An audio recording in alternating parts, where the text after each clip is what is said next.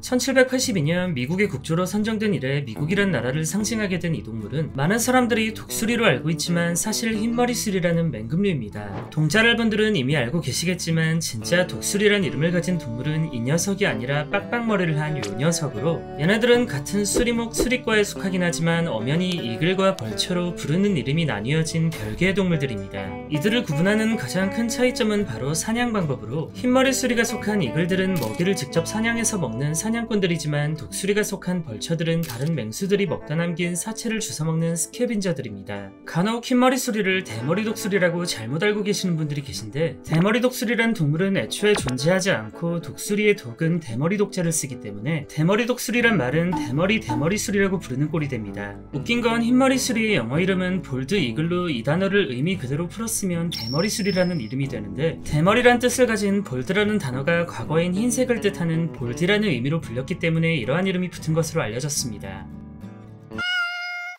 흰머리수리는 국조로 선정된 이래 미국의 국장은 물론 CIA나 해병대의 마크에도 박혀있을 만큼 단순한 동물 이상의 상징적인 존재가 되었지만, 이 동물이 미국의 국조로 선정되는 과정은 생각보다 그리 순탄치만은 않았습니다. 흰머리수리는 원래 미국의 원주민들인 아메리칸 인디언들 사이에서 숭배의 대상으로 여겨질 만큼 특별한 동물이었고, 이들은 흰머리수리의 깃털을 머리와 옷에 장식했는데, 당시 인디언 청년들은 흰머리수리 둥지에 가서 몰래 깃털을 가져오는 시합을 벌이며 용기와 담력을 다투었을 만큼 흰머리수리는 이들에게 매우 신성시되는 동물이었습니다. 이러한 역사들이 기반이 되어 흰머리수리는 국조를 선정할 당시 당연히 1순위로 지명되었고 무난히 선정되는 듯 했지만, 건국의 아버지로 불리는 벤저민 프랭클린이 흰머리수리 선정에 대한 반대표를 던지며 회의가 난장판이 되었습니다. 흰머리수리는 사실 간지나는 의원과는 다르게 다른 새가 사냥한 물고기를 강탈하거나 약한 동물들을 괴롭히는 강량약강의 성격을 가지고 있었는데, 프랭클린은 흰머리수리의 이런 양아치 같은 생태를 지적하며 이 동물이 국조로 선정돼선 안된다며 강한 반대 의사를 보였습니다. 그리고는 새로운 후보로 칠면조를 내세우며 또 다른 의견을 펼쳤는데, 일단 칠면조는 야가 빠진 흰머리수리와는 다르게 겁없는 용맹한 성격을 가졌으며, 과거 청교도인들이 종교박해를 피해 미대륙으로 처음 이주할 당시 많은 도움을 받았던 인디언들에게 고마움의 표시로 보답한 음식이 칠면조라며, 화합의 의미를 담은 칠면조야말로 진정한 국조에 어울린다며 강하게 어필했습니다. 그렇게 기존의 국조로 밀고 있던 흰머리수리파와 프랭클린을 필두로 한 칠면조파의 논쟁은 시간이 지날수록 점차 격해지며 오랫동안 이어졌고, 도저히 끝이 날 기미가 보이지 않자 의회는 결국 조류 전문가들에게 의뢰하여 두새의 특징을 비교하기까지 했습니다. 이 논쟁의 결과는 여러분들도 아시다시피 흰머리수리의 승리로 끝이 났는데, 칠면조파가 패배한 가장 결정적인 이유는 칠면조가 여러 마리의 암컷을 거느리고 사는 일부다 처제의 조류라는 점 때문이었습니다. 의회는 암수가 한 쌍으로 평생을 사는 흰머리수리의 생활 방식이 미국의 기원이 되는 청교도 윤리에 더 적합하다고 판단하여 끝내 흰머리수리의 손을 들어주었고, 더 이상 어필할 것이 없던 프랭클린은 하는 수 없이 패배를 선언하며 흰머리수리가 최종 국조로 선정되었습니다. 훗날 미국의 26대 대통령 루즈벨트도 프랭클린과 같은 이유로 상징동물을 회색곰으로 바꾸려는 시도가 있었지만, 이때도 거센 반대에 부딪혀 결국 실패로 남았습니다. 어쩌면 나라의 상징이 칠면조가 될 뻔했던 미국은 이렇듯 많은 사건들을 거친 끝에 흰머리수리를 지켜냈고 동시에 멋 또한 지킬 수 있었는데, 개인적인 생각이지만 칠면조가 상징이 되었어도 나름 귀여웠을 것 같습니다.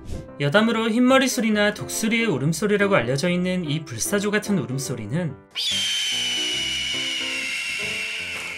사실 붉은 꼬리 말똥갈이라는 새의 울음소리고, 진짜 흰머리수리는 이렇게 울어댑니다.